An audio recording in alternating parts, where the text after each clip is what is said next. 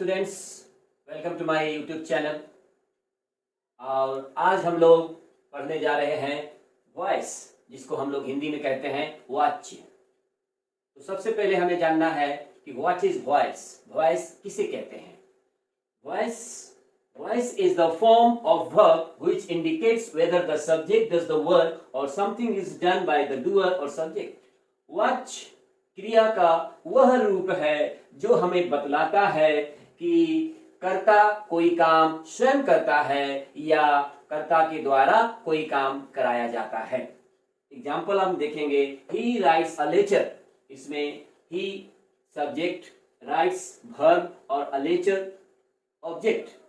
वह लिखता है एक पत्र। यहाँ पर ही सब्जेक्ट मतलब कर्ता जो एक पत्र लिखने का काम स्वयं करता है।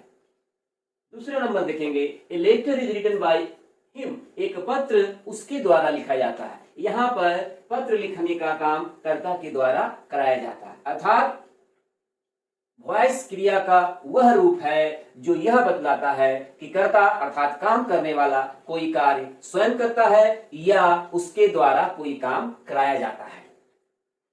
अब हम जानेंगे वॉइस कितने प्रकार का होता है। वॉइस दो प्रकार का होता है, एक्टिव वॉइस और पैसिव वॉइस। यहाँ आपने जो देखा ही राइट्स ए लेटर, इसमें कर्ता अपना काम स्वयं करता है, ये हो गया एक्टिव वॉइस। और दूसरा एग्जांपल जो आपने देखा, a letter is written by him, एक पत्र उसके द्वारा लिखा जाता है, ये हो गया पैसिव वॉइस। इसलिए अब हम लोग जानेंगे एक्टिव वॉइस किसे कहते हैं और पैसिव वॉइस किसे कहते हैं। Active voice, when the subject of a sentence is the doer is called active voice। जब किसी वाक्य में कर्ता स्वयं कोई काम करता है उसे हम एक्टिव वॉइस कहते हैं। जैसे एग्जांपल देखेंगे, Ram writes a book, Ram reads a book. Ram एक किताब पढ़ता है, यहाँ राम एक किताब पढ़ने का काम स्वयं करता है। दूसरा, Rita writes a poem, Rita एक कविता लिखती है, यहाँ रीता कविता लिखने का काम स्वयं करती है। दूसरा है passive voice, when the subject of a sentence is acted upon is called passive voice। जब वाक्य में कोई कार्य कर्ता के द्वारा कराया जाता है उसे पैसिव वॉइस कहते हैं। आप देखेंगे एग्जांपल्स में, a book is read by him, एक किताब पढ़ा जाता है उसके द्वारा। A poem is written by her, एक कविता लिखी जाती है उसके द्वारा। यहाँ किताब पढ़ने का काम कर्ता हिम के द्वारा कराया जाता है और कविता लिखने का काम उसके द्वारा कराया जाता है। यहाँ पर आप देख सकते हैं कि ही बदल गया हिम में और सी बदल गया हर में। इसलिए हम लोग ऑब्जेक्टिव फॉर्म्स ऑफ प्रोनाउन के बारे में एक्टिव से पैसिव वॉइस सीखने से पहले जान लेंगे। अगर सब्जेक्टिव में प्रोनाउन आई हो, वी हो, यू हो, ही हो, सी हो, दे हो, इनको हम ऑब्जेक्टिव फॉर्म में बनाएंगे। आई का मी, वी का अस, यू का यू, ही का हिम, सी का हर और दे का देम हो जाता है। और उसके आगे हम लोग बाई लगाते हैं, जैसे by me, by us, by you, by him, by her या फिर बाई देम। अब हम लोग सीखेंगे rules for changing active to passive voice. Active voice को पैसिव वॉइस में बदलने के नियम। आप एक एग्जांपल देखिएगा, the hunter killed a lion, शिकारी ने एक शेर को जान से मार दिया। यहाँ पर शिकारी द हंटर सब्जेक्ट है, किल्ड वर्ब टू है और ए लायन ऑब्जेक्ट है। इसको जब हम पैसिव में बनाएंगे तो सब्जेक्ट की जगह ऑब्जेक्ट ए लायन आएगा और जो है सब्जेक्ट ऑब्जेक्ट की जगह पर चला जाएगा। और ये जो वर्ब है, अगर वर्ब टू है तो वाज वेयर और वर्ब थ्री हो जाएगा। इस तरह से a lion was, verb three अगर होगा तो किल्ड हो जाएगा। A lion was killed by the hunter. इस तरह से हम present tense, past tense, present continuous, past continuous, present perfect, past perfect और फ्यूचर इंडेफिनिट, सारे टेंस के नियम एक साथ ही, सारे टेंस के रूल्स को एक्टिव से पैसिव करने के लिए हम लोग एक साथ ही जान लेंगे। आप देखेंगे, अगर एक्टिव वॉइस में राइट्स वर्ब वन हो अर्थात प्रेजेंट इंडेफिनिट टेंस में हो, उसको पैसिव वॉइस में बनाने के लिए is are am plus verb का तीसरा रूप लिखेंगे। अगर एक्टिव वॉइस में verb two, wrote verb two हो मतलब पास्ट इंडेफिनिट टेंस में हो, तो वाज वेयर वर्ब 3 लिखेंगे। अगर is are am verb ING, is are am हो अब वर्ब के साथ आईएनजी लगा हो, मतलब प्रेजेंट कंटिन्यूअस टेंस में हो, तो जब उसको हम पैसिव वॉइस में बनाएंगे तो इज आर एम बीइंग लिखेंगे और वर्ब का तीसरा रूप करेंगे। वाज वेयर प्लस वर्ब में आईएनजी, अर्थात पास्ट कंटिन्यूअस टेंस में हो तो उसको पैसिव वॉइस में बदलने के लिए was were plus being plus verb 3 लिखेंगे। हैज हैड वर्ब 3 मतलब प्रेजेंट परफेक्ट टेंस, इसको पैसिव वॉइस में बनाने के लिए हैज हैव के साथ बीन लिखेंगे और वर्ब का तीसरा रूप, और had verb 3, had plus verb 3 मतलब पास्ट परफेक्ट टेंस में हो तो पैसिव वॉइस में हैड बीन प्लस वर्ब 3 लिखेंगे। एक्टिव वॉइस में विल सेल प्लस वर्ब मतलब फ्यूचर इंडेफिनिट टेंस हो तो पैसिव वॉइस में विल सेल के साथ बी लगाएंगे और वर्ब का तीसरा रूप लिखेंगे।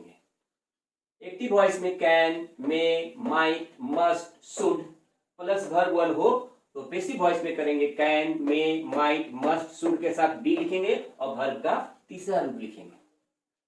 अब हम लोग प्रत्येक टेंस के एग्जांपल्स को देखेंगे, किस तरह से हम लोग एक्टिव को पैसिव में बदलेंगे। बहुत ही आसान है, ध्यान से देखिएगा। एक्टिव, पुष्कर प्लेज क्रिकेट, यहाँ पुष्कर सब्जेक्ट, प्लेज वर्ब 1 और क्रिकेट ऑब्जेक्ट, ये प्रेजेंट इंडेफिनिट टेंस में है। इसको हम जब पैसिव वॉइस में बनाएंगे तो सब्जेक्ट की जगह पर ऑब्जेक्ट क्रिकेट को ले जाएंगे और ऑब्जेक्ट की जगह पर सब्जेक्ट पुष्कर को लाएंगे और उसके पहले बाय लिखेंगे। और वर्ब 1 प्रेजेंट इंडेफिनिट टेंस में है। इससे पहले मैं रूल से बताया था कि अगर प्रेजेंट टेंस में वर्ब 1 हो तो उसको पैसिव बनाते समय इज आर एम, क्योंकि क्रिकेट सिंगुलर नंबर है इसलिए इज लिखेंगे और वर्ब का तीसरा रूप प्ले का प्लेड लिखते हैं।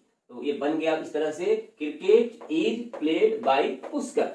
दूसरा एग्जांपल देखिए, ही टीचेज मी इंग्लिश, वह मुझे पढ़ाता है इंग्लिश। यहाँ पे ही सब्जेक्ट, टीचेज वर्ब 1, मी ऑब्जेक्ट, इंग्लिश ऑब्जेक्ट। यहाँ पे दो ऑब्जेक्ट है, कोई एक ऑब्जेक्ट को जिसको मन चाहे, मी को तो मी ले सकते हैं, इंग्लिश को तो इंग्लिश को भी ऑब्जेक्ट को ले सकते हैं, बाकी जो बचेगा वो वर्ब के बगल में ही उसको रहने देंगे। तो हमने इंग्लिश ऑब्जेक्ट को सब्जेक्ट के स्थान पे लाया है, ही के जगह ही सब्जेक्ट के जगह पर इंग्लिश ऑब्जेक्ट को ले गए और ऑब्जेक्ट के जगह पर ही सब्जेक्ट को ले गए, हिम बना दिए और उसके आगे बाय लिखे।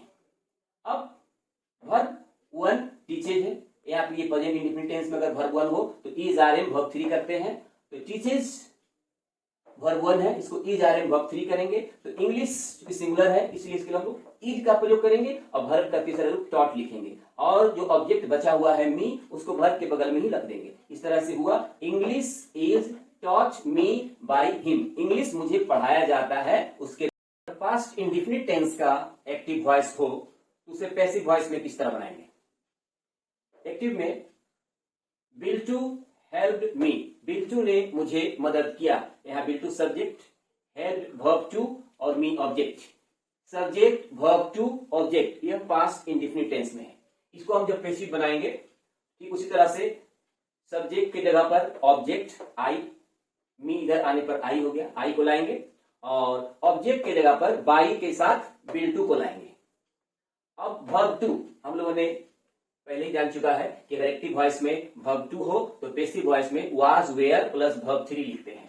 तो यहाँ आई के साथ वाज और वर्ब 3 हेल्प लिखा। इस तरह यह पूरा पैसिव वॉइस में बन गया, I was helped bye Biltu. तीसरा, अगर प्रेजेंट या पास्ट कंटिन्यूअस में वॉइस हो तो पैसिव वॉइस में देखेंगे, रेबा इज वाज, इज रहने से प्रेजेंट कंटिन्यूअस टेंस और वाज रहने से past continuous tense. Reba is was calling me, इसको जब हम पैसिव में बनाएंगे ठीक उसी तरह सब्जेक्ट रेबा की जगह पर ऑब्जेक्ट मी को लाएंगे, मी यहाँ आई हो जाएगा और मी ऑब्जेक्ट के जगह पर बाई रेबा को लाएंगे और अब बच गया इज वाज और वर्ब में आईएनजी।